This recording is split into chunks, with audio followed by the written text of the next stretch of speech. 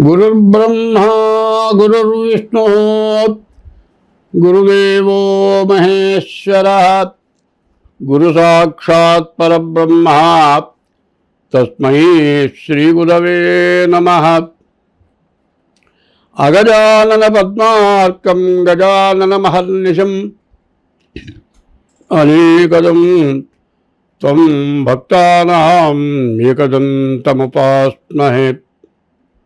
वंदे शंभुममापतिं सुतगुरुं वंदे जगत्कारणं वंदे पन्नगभूषणं मृगधरं वंदे पशूनां पतिं वंदे सूर्यशशाङ्कवह्निनयनं वंदे मुकुन्दप्रियं वंदे भक्तजनाश्रयं च वरदं वंदे शिवं शङ्करम्।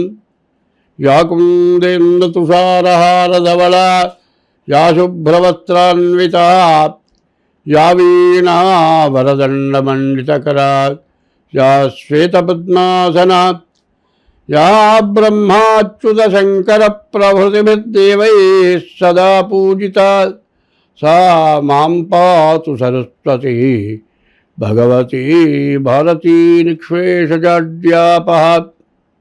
1970 సంవత్సరం నా వివాహం జరిగింది. ఆ రోజు బంగారం ధర 70 రూపాయలు, తులం బంగారం ధర 70 రూపాయలు. అప్పుడు మొరార్జీ దేశాయ్ ప్రధానమంత్రి. అప్పుడు కాస్త తగ్గుతుందిలే, 70 రూపాయల బంగారం 100 రూపాయలు అయింది. 90, 100 వచ్చింది రేటు. అమ్మో ఇంత రేటు పెరిగింది, ధర ఎక్కిన తర్వాత బంగారం కొందామని ఏదో నా దగ్గర వచ్చిన డబ్బులు కానీ ఎవరిని చదివించిన డబ్బులు కానీ ఉన్నవి మొత్తం కలిపి ఏమి ఒట్టి మంగళసూత్రం కట్టా, ఒక గొలుసు కూడా కొనలే. వృధాగా డబ్బులు ఖర్చు పెట్టడం ఎందుకు, తగ్గుతుంది, తగ్గిన తర్వాత బంగారం కొందామని మొత్తం తీసుకెళ్ళి పోస్ట్ ఆఫీసులో వేశా. 100 దగ్గర నుంచి 120, 120 దగ్గర నుంచి 150, ఇక అక్కడి నుంచి ఇప్పుడు 1,00,000 రూపాయల వరకు వచ్చింది బంగారం. ఆ రోజు నుంచి ఈ రోజు వరకు పెరిగిన ధర ఎప్పుడన్నా తగ్గిందా? ఒకరోజు వచ్చిన ధర ఇవాళ 1,00,000 రూపాయలు ఉందండి, ఓ 4,000 తగ్గింది, 5,000 తగ్గింది. ఇది తగ్గింది అనుకుంటాం, ఇక తగ్గదులే అనుకుంటాం. కానీ తర్వాత ఏమవుతుంది, ఒక 6 నెలలు 7 నెలలు 96లా 97 పెరుగుతుంది, ఇంకా తగ్గదు కానీ కొంట మొదలు పెడతారు. ఇది దాదాపు 1,00,000 రూపాయలు, 98,000, 96,000 ఇక్కడ నాటకం ఆడుతూ ఉంటుంది. ఇట్లా నాటకం ఆడి చివరికి వచ్చేప్పటికల్లా 1,10,000, 1,15,000 వస్తుంది. ఈ విధంగా బంగారం పెరుగుతుంది. అయితే బంగారం కానీ ప్రతి వస్తువు కానీ ధరలు పెరగడానికి కారణం ఏమిటో ఆలోచిద్దాం. పంటలు పండేది ఒకటే, ఎప్పుడూ పంటలు ఒకటిగానే పండుతాయి. కొద్ది గొప్ప తేడా ఉంటుంది కానీ పంటలు బాగానే పండుతాయి. మన దేశంలో పండిన పంట ఇంకో దేశానికి పోతుంది, ఆ దేశంలో పండిన పంట మన దేశానికి వస్తుంది. తినటానికి దాకా ఎవరు ఇబ్బంది పట్టలేదు, పస్తులు పడుకోలేదు, మంచిని దాగి బతకటం లేదు. కానీ ప్రతి వస్తువు ధర పెరుగుతుంది. ముందు బంగారం ధర పెరుగుతుంది, బంగారం తర్వాత పెట్రోలు, డీజిలు, తర్వాత గ్యాసు, తర్వాత కరెంటు, ఇవి ఇంధనం అంటావు. ఈ ఇంధనం ఏం చేస్తుంది, ఒక ఊరి నుంచి ఇంకో ఊరికి హైదరాబాదులో పండిన పంట ఢిల్లీకి పోవాలండి, ఢిల్లీలో పండిన పంట హైదరాబాద్ రావాలి.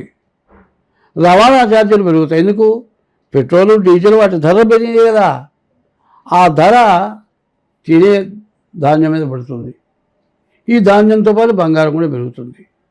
ఇట్లా పెరగటం తప్పితే తగ్గుతుంది అనే మాట జరిగే మాట కల్లా. ఎందుకంటే జవహర్లాల్ నెహ్రూ గారు చచ్చిపోక మునుపు 100 కిలోల బియ్యం బస్తా 20 రూపాయలు. పావు మూట అంటే 25 కిలోల బియ్యం. మేము స్కూల్లో చదువుకునే రోజుల్లో, నేనున్న గుంటూరులో జాలే ఫ్యాక్టరీ నుంచి 5 గుంటలు పోవాలి. 25 కిలోల బియ్యానికి వచ్చేప్పుడు 5 రూపాయలు ఇచ్చేవాళ్ళు. ఈ 5 రూపాయలతో పాటు రిక్షా ఛార్జీ ఒక 50 పైసలు, ₹1 ఇచ్చేవాళ్ళు. స్కూల్లో పిల్లలు ఇద్దరం కలిసి తలా కొంచెంసేపు మోసుకుంటూ 5 గుంటలు అక్కడక్కడ మూట దింపుకుంటూ ఈ ₹1 మేము చెరువు పాల తీసుకొని బియ్యం మూట ఇంటికి చేర్చాం. 100 కిలోల బస్తా ₹20 అంటే ఏమండి? ఇవాళ 100 కిలోల బియ్యం ఎంత రేటు పెరిగింది? పెరగని వస్తువా, పెరగని ధర లేదు. తగ్గుతుందనే ఆశ అసలు లేదు. తగ్గడం అంటూ జరగదు. ఒకవేళ మన దేశంలో ఉన్నది ఏదైనా సరే ప్రపంచ దేశాలకు వెళ్ళిపోతున్నాయి. నవరత్నాలు మొత్తం గొప్ప దేశాలకు వెళ్ళిపోతున్నాయి. నిజంగా బంగారం గనులు పడి బంగారం దొరికినా మన బంగారం మన ఇండియాలో ఉండదు. కాబట్టి బంగారం తగ్గుతుందా అనే ప్రశ్న వద్దు. బంగారం పెరిగేదే. ప్రతి వస్తువు ధర పెరిగేదే. ఇది నిఖరం, సత్యం, ధర్మం అంతే. స్వస్తి.